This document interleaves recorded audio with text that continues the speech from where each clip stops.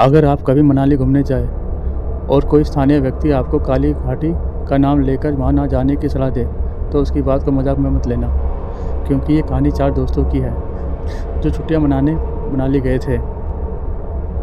दिसंबर का महीना था। पूरे हिमाचल में बर्फबारी हो रही थी। मैं, आर्यन, मेरे दोस्त विवेक, रोहित और समीर कई महीनों की प्लानिंग के बाद मनाली घूमने का फैसला किया था। हम चारों दोस्त दिल्ली से रात की वोल्वो बस पकड़ी और अगली सुबह जब मनाली पहुँचे तो चारों तरफ सफ़ेद बर्फ, ऊंचे देवदार के पेड़ और ठंडी हवा ने हमारा मन मोह लिया। पहले 2 दिन सब कुछ बिल्कुल सामान्य था। हमने सोलांग वैली देखी, बर्फ़ में खेला, स्थानीय खाना खाया और ढेर सारी तस्वीरें ली। तीसरे दिन शाम को होटल के रिसेप्शन पर बैठे लगभग 70 साल के बुजुर्ग हमारी बातें सुन रहे थे। हम किसी ऐसी जगह जाने की योजना बना रहे थे जहां पर्यटक कम जाते हों। कुछ देर बाद वे हमारे पास आए और धीमी आवाज़ में बोले, अगर रोमांच चाहिए तो लोग तुम्हें काली घाटी का रास्ता बता देंगे, लेकिन मेरी सलाह है वहाँ कभी मत जाना। रोहित हंस पड़ा। वहाँ भूत रहते हैं क्या? बुजुर्ग का चेहरा अचानक गंभीर हो गया। भूत होते तो लोग उनकी कहानी सुना देते। वहाँ जो है उसका नाम तक कोई नहीं जानता। ये कहकर वे चले गए। उस रात हम चारों देर तक उसी बात पर चर्चा करते रहे। विवेक ने कहा कि यह सब पर्यटकों को डराने की कहानी होगी। अगली सुबह निकलते समय वही बुजुर्ग फिर मिले। उन्होंने चुपचाप मेरी हथेली पर एक पुराना तांबे का सिक्का रख दिया। मैंने पूछा, ये किसके लिए? उन्होंने मेरी आंखों में देखते हुए कहा, अगर अंधेरा होने लगे तो इसे कभी अपने हाथ से मत छोड़ना, वो चाहे कोई भी आवाज़ दे, पीछे मुड़कर मत देखना।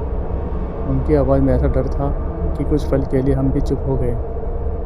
फिर भी उनकी बातों के आगे हमारा रोमांच जीत गया। हमने स्थानीय टैक्सी ड्राइवर से काली घाटी चलने को कहा। उसने तुरंत मना कर दिया। साहब, 10 साल पहले मेरा भाई कुछ लोगों को लेकर वहाँ गया था, लेकिन मुझे सिर्फ वहाँ मेरे भाई की गाड़ी मिली, लेकिन वो लोग अब तक नहीं मिले। काफ़ी तलाश के बाद एक दूसरा ड्राइवर तैयार हुआ। उसने हमें जंगल के किनारे उतारा और जाते जाते सिर्फ एक बात कही, अगर सूरज डूबने लगे तो भागते हुए वापस आ जाना। हमने बैग उठाए और जंगल की पगडंडी पर चल पड़े। शुरुआत में सब कुछ सामान्य था, लेकिन लगभग आधे घंटे बाद जंगल की सारी आवाज़ें गायब हो गई।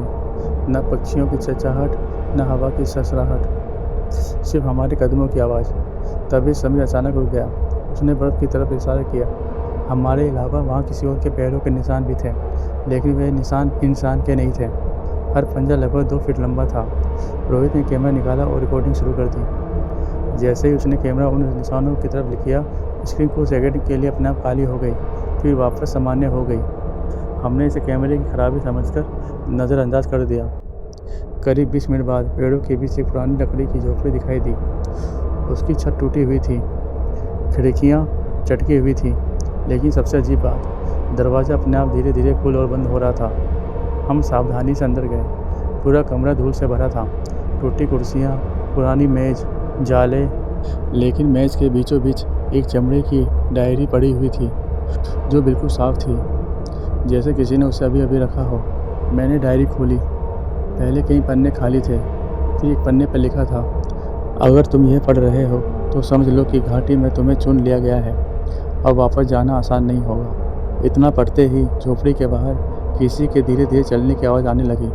हमने खिड़की से बाहर देखा और जो दिखाई दिया उसे देखकर हमारी सांसें रुक गई। बर्फ़ के बीचों बीच एक लंबी काली आकृति खड़ी थी। उसका चेहरा दिखाई नहीं दे रहा था, लेकिन उसकी 2 लाल आंखें सीधे हमारी तरफ देख रही थीं। झोपड़ी का दरवाज़ा अपने आप धड़ाम से बंद हो गया। झोपड़ी का दरवाज़ा जोर से बंद हो चुका था। चारों दोस्त घबराकर पीछे हट गए। बाहर वही लाल आंखों वाली काली आकृति खिड़की के सामने खड़ी थी। कुछ सेकंड तक वे बिना हिले हमें घूरती रही, फिर अचानक गायब हो गई। आर्यन ने हिम्मत करके दरवाज़ा खोला। बाहर कोई नहीं था, लेकिन बर्फ़ पर अब सिर्फ 4 नहीं 5 लोगों के पैरों के निशान बने हुए थे। ऐसा लग रहा था कि कोई हमारे साथ साथ चल रहा हो। तभी झोपड़ी में रखी डायरी का अगला पन्ना अपने आप पलट गया। उस पर लिखा था, अगर तुमने उसे देख लिया है तो अब वह तुम्हें भी देख चुका है। नीचे एक नाम लिखा था, कैप्टन एडवर्ड हेनरी, 1919। डायरी में लिखा था कि 1919 में 4 अंग्रेज अधिकारी घाटी में आए थे। स्थानीय लोगों ने उन्हें चेतावनी दी थी कि जंगल के बीच बने एक पुराने चर्च में कभी मत जाना, लेकिन लालच में वे चर्च तक पहुंच गए। उस रात चारों बिना किसी निशान के गायब हो गए। डायरी की आखिरी लाइन थी, वे हर बार 4 लोगों को चुनता है। इतना पढ़ते ही बाहर से घंटी की आवाज़ आने लगी। हमने एक दूसरे की तरफ देखा। घंटी की आवाज़ का पीछा करते हुए हम जंगल के अंदर बढ़ने लगे।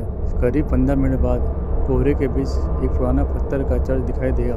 टूटी दीवारें, टूटा हुआ क्रॉस और अंदर जलती हुई सिर्फ 4 मोमबत्तियाँ, जैसे कोई हमारा इंतजार कर रहा हो। अंदर पहुँचते ही दरवाज़ा अपने आप बंद हो गया। दीवार पर एक पुरानी तस्वीर टकी थी। उसमें 4 अंग्रेज खड़े थे और उनके पीछे वही काली आकृति। तस्वीर के नीचे लिखा था 1919। तभी चर्च के फर्श पर रखी एक पत्थर की वेदी अपने आप खिसकने लगी। उसके नीचे अंधेरे में जाती सीढ़ियाँ दिखाई दी। हम नीचे उतरे तो खाने में एक विशाल पत्थर का ताबूत रखा था। उस पर लोहे की जंजीर बंधी थी। पास ही पत्थर पर लिखा था, इसे मत जगाना। अचानक पीछे से बूढ़े आदमी की आवाज़ आई, तुम लोग बहुत देर कर चुके हो।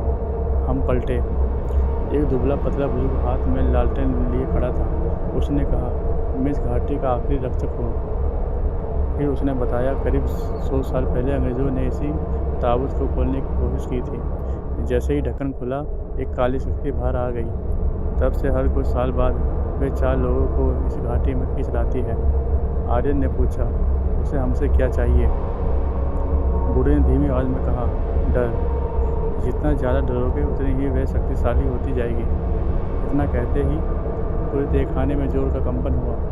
ताबूत की पहली जंजीर टूट गई, फिर दूसरी, फिर तीसरी। बूढ़ा रक्षक घबरा कर चिल्लाया, भागो, वह जाग चुका है।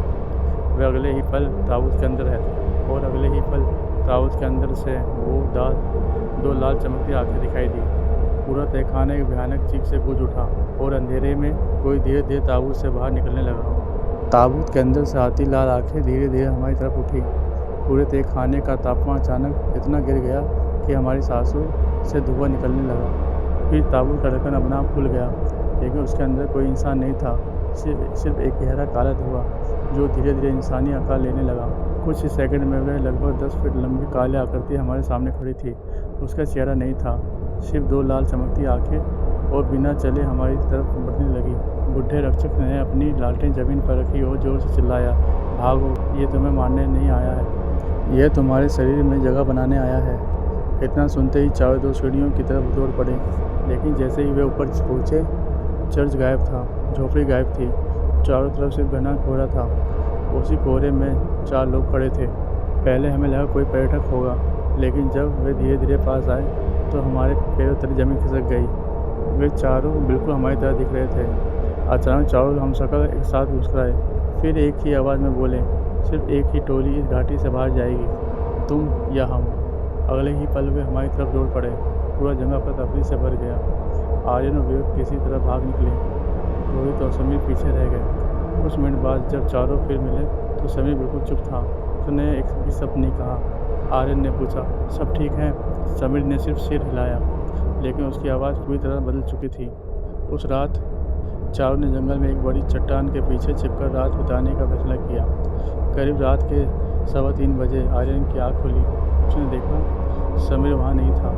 वह अकेला जंगल के अंदर जा रहा था। आर्यन चुपचाप उसके पीछे चल पड़ा। कुछ दूर जाकर समीर उसी काली आकृति के सामने खड़ा हो गया। फिर उसने ऐसी बात कही जिससे आर्यन का खून जम गया। समीर बोला, मैं इन्हें यहाँ से ले आया हूँ, अब वादा पूरा करो। आर्यन के पैरों के नीचे सूखी टहनी टूट गई। समीर और वह काली आकृति दोनों एक साथ उसकी तरफ मुड़े और उसी पल समीर की आंखें पूरी तरह लाल हो गई। समीर की आंखें अंधेरे में चमक रही थी। उसके सामने वही काली आकृति खड़ी थी। आर्यन का दिल जोर जोर से धड़कने लगा। उसने सोचा, क्या समीर शुरू में ही हमें धोखा दे रहा था?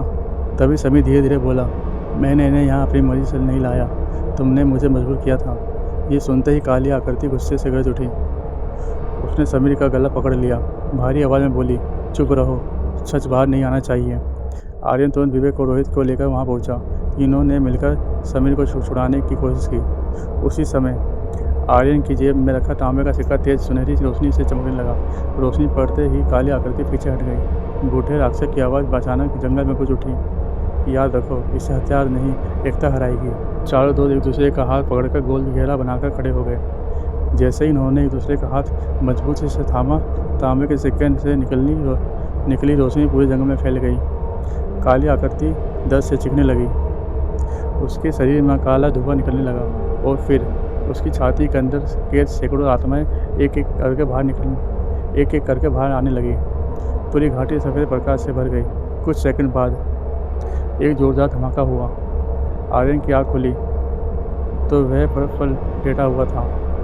उसके पास विवेक, रोहित और समीर भी बेहोश पड़े थे। चारों जिंदा थे, लेकिन झोपड़ी, तहखाना और काली आकृति सब कुछ गायब हो चुका था। वे किसी तरह होटल लौट गए। होटल के वही बुजुर्ग उन्हें देखकर हैरान रह गए। उन्होंने कहा, तुम लोग सिर्फ एक रात नहीं, 3 दिन से लापता थे। चारों के पैरों तले जमीन खिसक गई। उन्हें तो लगा था कि सिर्फ कुछ घंटे ही बीते हैं। अगले दिन वे मनाली छोड़कर दिल्ली लौट आए। उन्होंने तय किया कि इस घटना के बारे में कभी किसी को नहीं बताएंगे। तो दोस्तों, आपको ये कहानी कैसी लगी? अगर आपको ये कहानी अच्छी लगी हो तो मेरे चैनल को सब्सक्राइब, कमेंट और शेयर कीजिए। धन्यवाद।